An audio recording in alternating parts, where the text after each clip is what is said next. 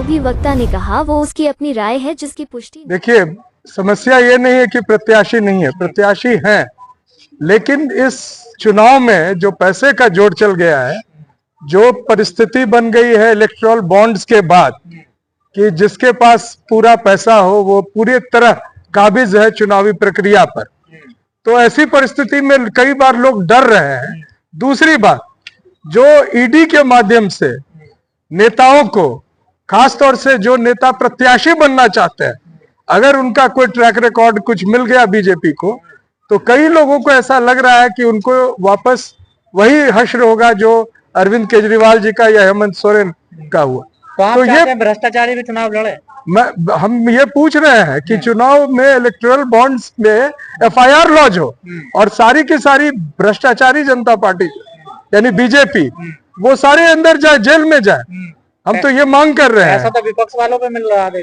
देखिए, जिसको पैसा मिल रहा है, अगर उसके एवज में अगर कोई ऐसा काम किया गया जो साबित हो रहा है, तमाम ऐसे पैसे जो दिए गए उससे यह साबित हो रहा है कि पहले ईडी गिरफ्तार करती है, उसके बाद उसके पैसे लिए जाते हैं और फिर उन्हें छोड़ दिया जाता है। इसके साथ साथ कुछ लोगों के काम या कॉन्ट्रैक्ट मिलते हैं। अगर ऐसा किसी भी पार्टी, चाहे वो पक्ष का हो या विपक्ष का हो, कर रहा है तो जाहिर तौर पर यह करप्शन का मामला है और उन पर जो करप्शन के विरुद्ध जो कार्रवाई होती है वो कानून सम्मत कार्रवाई होनी चाहिए। जेल जा रहे हैं आप कहना चाह रहे हो निर्दोष लोग हैं सर?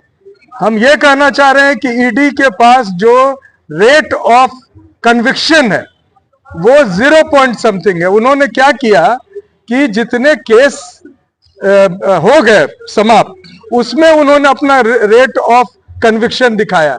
एक्चुअली में 0.5 यानी 100 लोगों का अगर गिरफ्तार किया तो आधे लोग को भी कन्विक्ट नहीं कर पाए आज तक।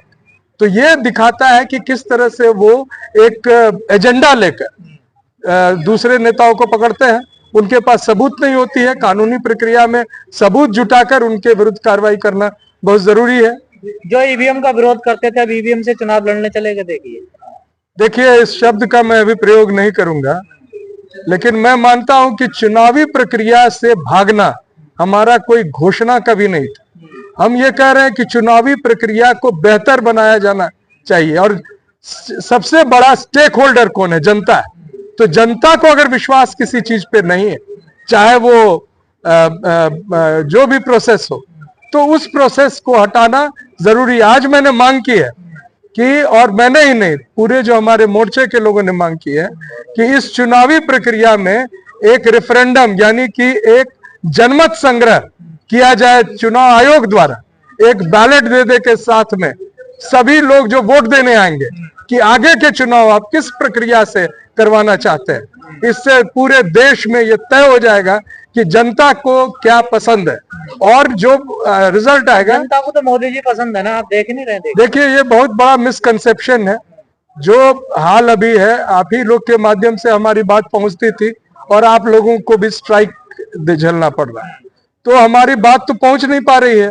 पूरे अंतर्राष्ट्रीय दृष्टिकोण से भारत ने प्रोटेस्ट किया कुछ देशों पर कि अरविंद केजरीवाल के अरेस्ट पर अंतर्राष्ट्रीय टिप्पणी क्यों की गई। हर देश में जहां लोकतंत्र का हनन होता है, भारत भी उन देशों पर टिप्पणी करता है। तो सर, आप केजरीवाल जी के साथ में है या विरोध में है, या फिर? हम निश्चित तौर से संविधान के साथ हैं और संविधान सम्मत नहीं है केजरीवाल जी का अरेस्ट या उनका जो उनको जो डिटेन किया गया है या उनको जो रिमांड पर लिया गया। चैलेंज तो केजरीवाल ही करते थे ना कि दम है तो लाओ ईडी को, हमें गिरफ्तार करो, हमें जेल में डालो। अब जब गिरफ्तार हो गए तो अब रोना रो रहे हैं, रोज आंदोलन हो रहे हैं। नहीं, देखिए, वो चैलेंज करते थे नहीं करते थे केजरीवाल? देखिए, वो चैलेंज जो थी वो चुनावी प्रक्रिया को लेके थी और चुनावी प्रक्रिया में अभी जो है वो ऐसे समय में ये कार्रवाई की गई है जब चुनाव घोषणा हो चुका है। ये कार्य अभी ईडी को बिना चुनाव आयोग से सहमति लिए हुए वो कर नहीं सकते। पर ईडी संबंध तो 2 महीने से दे रही ना केजरीवाल, वो उससे मतलब नहीं है। आपके सारे राइट्स, एडमिनिस्ट्रेटिव राइट्स विथहोल्ड हो जाते हैं। आज अमित शाह जी को कोई हक नहीं है निर्देश देने का ईडी को, लेकिन उनके निर्देश पर अरेस्ट हो रहे हैं अरविंद केजरीवाल। वो स्वयं चुनाव में एक पार्टी है और दूसरे पार्टी को लेवल प्लेइंग फील्ड नहीं मिले, उनको एक तरह से उनके नेताओं को अंदर डाल के बिना ऑपोजिशन का भारतीय जनता पार्टी चुनाव में आए, वो प्रक्रिया की जा रही है और ये हम सब देख रहे हैं। निश्चित तौर से जब तक उनके खिलाफ पर्याप्त सबूत नहीं है, भारत का संविधान और भारत का कानून कहता है कि हर एक व्यक्ति निर्दोष है, जब तक उसके खिलाफ कोई भी जो आरोप है वो साबित नहीं हो जाए। इनके खिलाफ एक भी सबूत नहीं पेश कर सकी है कोर्ट में, फिर भी 7 दिन का और रिमांड मांगा है कोर्ट, और इन 7 दिन में एक भी ऐसे कागजात नहीं, बल्कि जिनका बयान दिया है उनसे जो इलेक्टोरल बॉन्ड्स के माध्यम से भारतीय जनता पार्टी ने उनसे 5 करोड़ रुपया पहले रिश्वत ली है, और अब तो ईडी को उस व्यक्ति के खिलाफ कार्रवाई करना चाहिए, क्योंकि ये प्रूवन है, सुप्रीम कोर्ट के आदेश पर वो ऑन रिकॉर्ड है, इलेक्शन कमीशन के वेबसाइट पे है, तो किसी की सबूत की जरूरत नहीं है, पूरी जनता देख रही है, देश देख रहा है। तो जो ये व्यक्ति जो अरविंद केजरीवाल के खिलाफ गवाही दे रहा है, उसने घूस दिया है, और घूस लेना और देना दोनों अपराध है। जिस गठबंधन की वाहवाही हो रही थी, अभी जो इंडिया गठबंधन बना, वो तो ऐसे बिखर गया ना सर, जैसे कौन बोलता है बिखर गया? पूरे हम तो देख रहे हैं कि जो बिहार में, उत्तर प्रदेश में, आज बिहार में सीटों की घोषणा हुई है। पप्पू यादव रो रहे हैं बिहार का। एक पप्पू यादव थोड़ी मायने रखता है पूरा इंडिया गठबंधन में। पूर्णिया में, किशनगंज में, कहाँ आरजेडी ने तो सब नहीं, बेगूसराय में सीपीआई है, कांग्रेस का हाथ खाली। नहीं, पूरे देखिए, पूरे आज प्रेस संवाददाता सम्मेलन में सभी पार्टियों ने उस पर सहमति व्यक्त की है। अब चुनावी प्रक्रिया में कोई व्यक्ति निर्दलीय खड़ा हो जाए तो उसको पार्टी की ओर से नहीं माना जा सकता।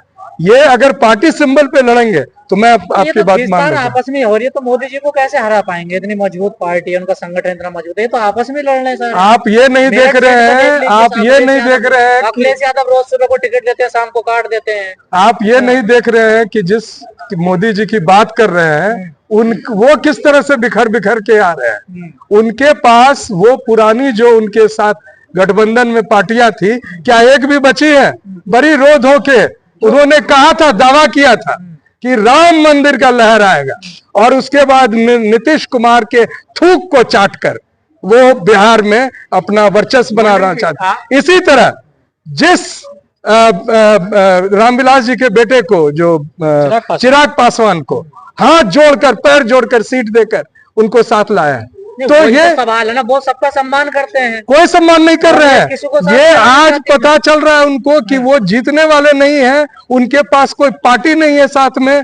पंजाब में वो खरीद रहे हैं लोगों को, वो जो ईडी से जो पैसा, जो इलेक्टोरल बॉन्ड से जो इतना बड़ा रिश्वत जमा किया भारतीय भ्रष्टाचारी जनता पार्टी, उसका फुल प्रयोग किया जा रहा है लोगों को खरीदने के लिए।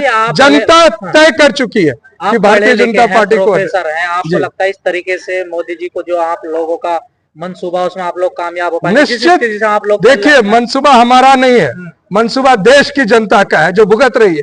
मैं किस किस का नाम लूं? अभी अग्निवीर पर बात हुई, उन्होंने ये नहीं बताया कि 2 लाख चयनित जो अग्निवीर थे उनको नियुक्ति पत्र नहीं मिली, क्योंकि उसमें से 1,60,000 लोग दलित, पिछड़े, आदिवासी थे। इसी तरह जो अभी वांगचुक साहब ने जो अभी 21 दिन का वहां पर किया, पूरा देश देख रहा है कि अडानी को बेच दिया गया है।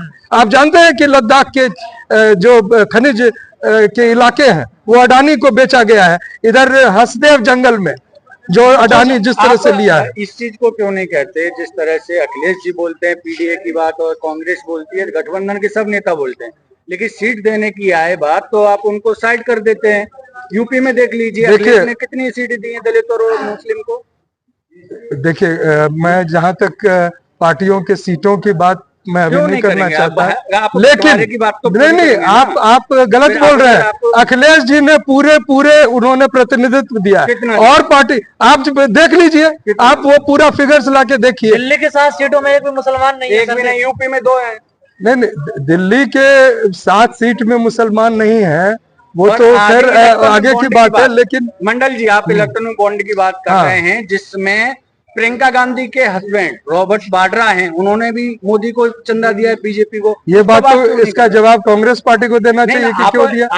हम ये कह रहे हैं कि जिसने भी अपने काम कराने के एवज में इलेक्टोरल बॉन्ड में चंदा दिया है, जो इस सब पार्टियों को चंदा दो और धंधा दो वाले जो लोग हैं उन पर कानूनी कार्रवाई होनी चाहिए, चाहे वो कोई भी हो। हम तो आपको बोल रहे हैं, इसमें तो पूरे तमाम लोगों का लिस्ट आया है। ये फिरौती है नहीं, वो मुझे नहीं पता है कि रॉबर्ट वाड्रा ने कोई काम कराया है। अगर आपको पता हो तो आप खुलासा कीजिए, लेकिन वो तमाम लिस्ट आई है जिनसे भारतीय जनता पार्टी ने उनसे चंदा लेकर और उनके भ्रष्ट कामों को किया है, उनको कॉन्ट्रैक्ट दिया है और उन लोगों को, ऐसे लोगों को उन्होंने फिरौती के तौर पर जमा करने के लिए कहा है। पहले ईडी कार्रवाई की है और उसके बाद फिर छोड़ दिया। सिलीगुड़ी में और वहाँ बंगाल में इतने प्रोजेक्ट दिए ना, आप उसको खुलासा कीजिए। हम तो कह रहे हैं कि अगर गलत अगर है तो आप जिन की बात कर नहीं नहीं, हम नाम नहीं, हम कार्रवाई की बात कर रहे हैं। वो गिरफ्तार किए हैं अरविंद केजरीवाल को, गिरफ्तार नरेंद्र मोदी होना चाहिए, अमित शाह होना चाहिए,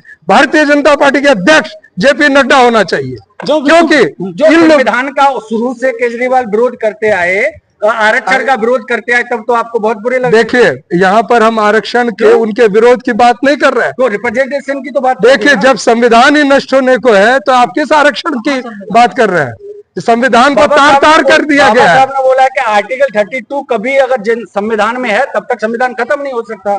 बाबा साहब ने जो बोला है, और अभी अम्बेडकर भवन में खड़े हैं, और जो परिस्थिति पूरे देश में है, आपको भी मालूम है कि आपके चैनल में एक शब्द कहने पर स्ट्राइक पड़ रहा है, आपको बंद किया जा रहा है, और आप पूछ रहे हैं पूरे के पूरे लोकतंत्र को फांसी दे दी गई है, और आप कह रहे हैं कि वो आप बुलवाइए आपके चैनल को, अगर नहीं कल स्ट्राइक मिल जाएगा, क्योंकि आप जो मेरी बात हूबहू अगर कह देंगे और एक शब्द का प्रयोग मैं करूंगा दूसरे बार, तो उसके बाद देखिए आपके चैनल का। अभी इन्होंने कहा है कि 2 चैनल बंद हो चुके हैं। वो किसने बंद किया है? अमित शाह ने बंद किया है। सर, जो वित्त मंत्री उनके हस्बैंड है अर्थशास्त्री, वो कह रहे हैं कि सबसे बड़ा घोटाला स्कैम जो है ये इलेक्टोरल बॉन्ड का है। वित्त मंत्री का ये हस्बैंड एक लाइन ले लिया जाए तब बंद कीजिएगा, एक लाइन के बाद। वित्त मंत्री जी के हस्बैंड ने कहा है कि यह संघर्ष किसी 2 पार्टी के बीच में नहीं है, देश की जनता बनाम भारतीय जनता पार्टी जो